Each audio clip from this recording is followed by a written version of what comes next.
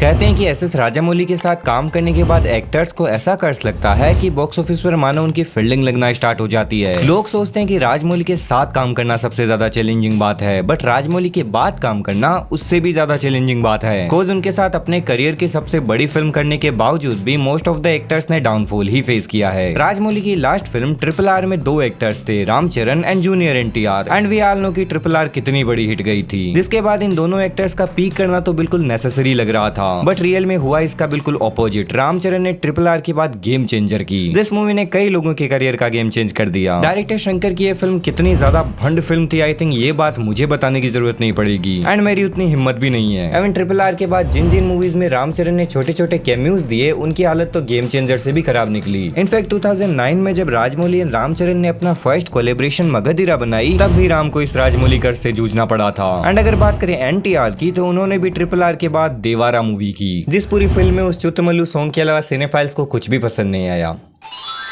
I don't know तुम्हें मेरी बात पर यकीन होगा या नहीं, बट ब्रो राजमौली कर्ज इज रियल। जिस शराब से पीड़ित एक्टर्स की एक बहुत ही लंबी लिस्ट पड़ी है, जिसमें अगर किसी एक्टर का राजमौली के साथ काम करने के बाद सबसे ज्यादा डाउनफॉल हुआ है, तो वो है हमारे darling star Prabhas. I know ये डाउनफॉल नंबर्स में नहीं आया, बॉक्स ऑफिस पर तो अब भी उनकी फिल्म्स डोमिनेट कर रही है, बट जो ओरा फार्मिंग प्रभास ने बाहुबली के साथ की थी, उस लेवल को इन बीते 10 सालों में प्रभास की कोई सी भी फिल्म टच नहीं कर पाई। बाहुबली जैसी पैन इंडियन हिट देने के बाद वी ऑल नो कि प्रभास ने और भी कई सारी पैन इंडियन फिल्म्स की, जिन्हें बहुत ही बड़े स्केल पर बनाया गया था। फिल्म्स लाइक साहो, राधेश्याम, कल्कि एंड एक 700 करोड़ में बनी VFX heavy and highly saturated animated film, जिसके बारे में हम सिनेफाइल्स यूजुअली बात नहीं किया करते, बिकॉज उस फिल्म का नाम लेना ही सिनेमा में बहुत ही बड़ा अपशगुन माना जाता है। बट इन्हीं फिल्मों के बीच प्रभास की एक ऐसी फिल्म भी आई थी जो भले ही बाहुबली जितनी ग्रेट नहीं है, मगर इसके बावजूद भी मैं इस फिल्म को प्रभास की फिल्मोग्राफी में टॉप 5 में रखना चाहूंगा। I am talking about Salaar. Market में जब ये न्यूज आई कि KGF के डायरेक्टर प्रशांत नील अपनी नेक्स्ट फिल्म प्रभास के साथ करने वाले हैं, तो दोनों का नाम सुनते ही मानो पूरा इंटरनेट हिल चुका था। लोग अलग अलग थ्योरीज बना रहे थे। कोई कह रहा था ये KGF की सीक्वल होगी, किसी ने कहा ये प्रीक्वल होगी, एंड सबसे बड़ा रूमर तो यही था कि प्रशांत नील KGF, सालार और अपनी कुछ बड़ी अपकमिंग मूवीज को लेकर एक पूरा सिनेमेटिक यूनिवर्स बनाने वाले हैं। एंड फिल्म के टीजर ट्रेलर सब कुछ ड्रॉप होने के बावजूद भी लोगों को यही लग रहा था कि ये फिल्म भी KGF यूनिवर्स का ही पार्ट होगी, बिकॉज KGF की तरह ही सेम वैसे ही कलर ग्रेडिंग एंड सिनेमेटोग्राफी, वैसे ही कैरेक्टर्स एंड वैसी ही दुनिया। यहाँ तक कि लोग थिएटर में फिल्म देखते वक्त ये एक्सपेक्टेशंस लेकर गए थे कि चाहे फिल्म में कुछ हो या ना हो, बट एक रॉकी भाई का कैमियो तो जरूरी होगा। एंड शायद हम सब ने यहीं पे गलती कर दी। लोग थिएटर में सालार देखने नहीं गए थे, उन्हें उम्मीद थी कि उन्हें फिर एक बार एक नई KGF देखने को मिलेगी, एक माइंडलेस कमर्शियल एक्शन फ्लिक जिसमें बड़े बड़े डायलॉग्स हैं, स्टाइलिश एक्शन पीसेज हैं, एंड बस लाउड म्यूजिक बजता है, जो कि सारी चीजें सालार में भी थी। बट उसके बावजूद भी सालार लोगों को उतनी पसंद नहीं आई जितना प्यार लोग KGF फ्रेंचाइज से करते हैं, एंड ना ही ये नंबर्स के मामले में KGF वाला बेंचमार्क हिट कर पाई। बट सवाल ये उठता है कि आखिर ऐसा होने के पीछे का कारण क्या है, बिकॉज सालार जैसी परफेक्टली वेल क्राफ्टेड फिल्म का फेल होना मेरे लिए बहुत ही ज्यादा कंसर्न की बात है कि क्या हम डायरेक्टर प्रशांत नील का विजन समझ पाए थे, एंड अगर समझ पाए थे तो आखिर गलती हुई कहाँ। तो सबसे पहले जब मैंने सालार को पहली बार देखा, तो फिल्म को लेकर मेरी सबसे बड़ी शिकायत यही थी कि इसके फर्स्ट हाफ में तो कुछ हो ही नहीं रहा है, एंड सेकेंड हाफ में अचानक से एक साथ बहुत कुछ हो रहा है, जिसके कारण वहाँ कुछ समझ नहीं आ रहा है। लिटरली फिल्म का पूरा फर्स्ट हाफ प्रभास के कैरेक्टर को बिल्डअप देने के लिए ही डेडिकेटेड था, जिसमें स्टोरी लाइन कुछ खास अनफोल्ड नहीं करती, एंड फिर इंटरवल के बाद अचानक से इतने सारे न्यू कैरेक्टर्स को इंट्रोड्यूस करना मेरा नन्हा सा मस्तिष्क झेल ही नहीं पाया, जिसके रिजल्ट्स में मैं इंटरवल के बाद पूरे सेकंड हाफ के दौरान फिल्म से बहुत ही ज्यादा डिस्कनेक्टेड फील कर रहा था। एक तो अचानक से इतने सारे न्यू कैरेक्टर्स को इंट्रोड्यूस करना, ऊपर से उनके इतने इतने बड़े नाम, इन सब ने मिलकर मेरे दिमाग में ऐसी खिचड़ी बनाई कि मुझे कुछ आइडिया ही नहीं रहा कि मेरे सामने लगी इस स्क्रीन पर आखिर चल क्या रहा है। और ऊपर से फिल्म का लाउड म्यूजिक तो मुझे पहले ही सेंस हो चुका था। अब ऐसी सिचुएशन में फिल्म के बैकग्राउंड म्यूजिक को इग्नोर करना भी ऑलमोस्ट इम्पॉसिबल हो जाता है। ऐसे में मैं उन 3 घंटों के दौरान टोटली फिल्म से डिस्कनेक्टेड बैठा था, एंड आई थिंक उस टाइम मोस्ट ऑफ द लोगों की सेम ही शिकायत थी कि लोग फिल्म से कनेक्टेड फील नहीं कर पा रहे हैं। फिल्म में मोस्ट ऑफ द टाइम तो कुछ हो ही नहीं रहा है, एंड अगर कुछ हो रहा है तो वो समझ ही नहीं आ रहा है। बट सालार की ट्रू पोटेंशियल मुझे इसके रिविजिट के बाद पता चली। ट्रस्ट मी, एक बार बिना किसी एक्सपेक्टेशंस के, बिना किसी थॉट्स के, बिल्कुल फ्री माइंड से तुम उसे रिवॉच करके देखो, तब जाके तुम्हें इसका ट्रू मीनिंग समझ में आएगा। इट फील्स लाइक कि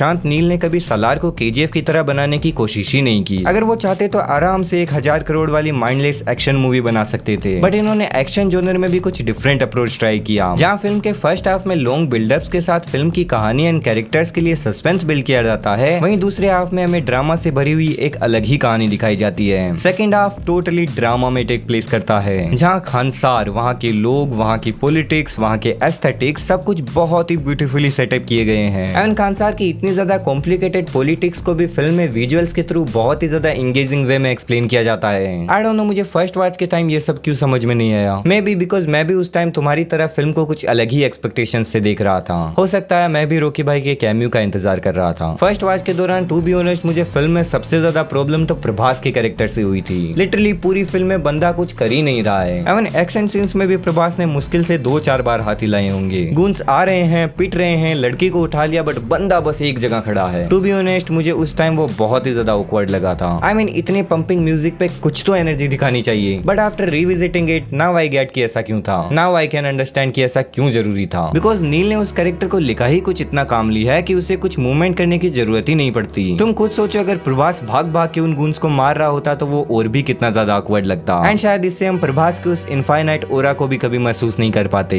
बिकॉज प्रभास एंड पृथ्वीराज ही तो सलार की मेन सोल है। मैंने कभी सपने में भी नहीं सोचा था कि हमें ये दो एक्टर्स कभी एक साथ स्क्रीन पर देखने को मिलेंगे, वो भी इस अवतार में। पर्सनली मुझे इन दोनों की दोस्ती वाला एंगल इमोशनली तो कुछ ज्यादा हिट नहीं हुआ, बट दोनों की ऑन स्क्रीन केमिस्ट्री बहुत ही मस्त लगती है, जहाँ पार्ट 2 में तो अब ये दोनों आमने सामने होने वाले हैं। भाई मैं बता रहा हूँ प्रशांत जी, प्लीज आप अपने सारे अदर प्रोजेक्ट छोड़ के पहले इसका पार्ट 2 ला दो, बिकॉज पर्सनली मुझे सलार केजीएफ से भी ज्यादा अच्छी लगने लगी है। Honestly now I am more excited to see Salaar 2 than KGF 3। But कोई ऐसी बात नहीं है कि सलार बिल्कुल परफेक्ट फिल्म है, इसमें कमियां नहीं है, फ्लोस तो इसमें भी है। जैसे फिल्म का फर्स्ट हाफ और भी ज्यादा बेटर हो सकता था, फिल्म का एक्शन बेटर हो सकता था, एंड कभी कभी कुछ एक्टर्स की एक्टिंग भी थोड़ी ओवर एक्टिंग लगती है। एंड श्रुति जी का वो इंग्लिश एक्सेंट कैसे भूल सकते हैं हम। चलो फिर भी वो तो सुंदर है, इसीलिए इतना तो चलता ही है। ओवरऑल वी ऑल नो कि फिल्म बिल्कुल परफेक्ट नहीं है, बट इसके साथ प्रशांत नील ने एक बात साबित कर दी कि कमर्शियल एक्शन ड्रामा फिल्म्स भी अगर एक अच्छी स्टोरी लाइन एंड एक विजन के साथ बनाई जाए तो वो भी इंगेजिंग हो सकती है, जो शायद कभी कल्ट क्लासिक भी बन जाए। सलार के केस में भी यही हो रहा है। फिल्म एक मास मसाला एंटरटेनर होते हुए भी नॉर्मल कमर्शियल फिल्म नहीं लगती। फिल्म का लोर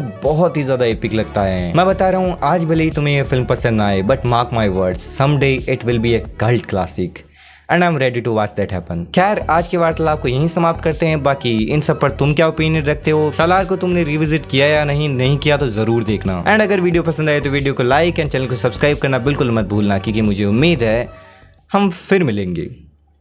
बाय बाय।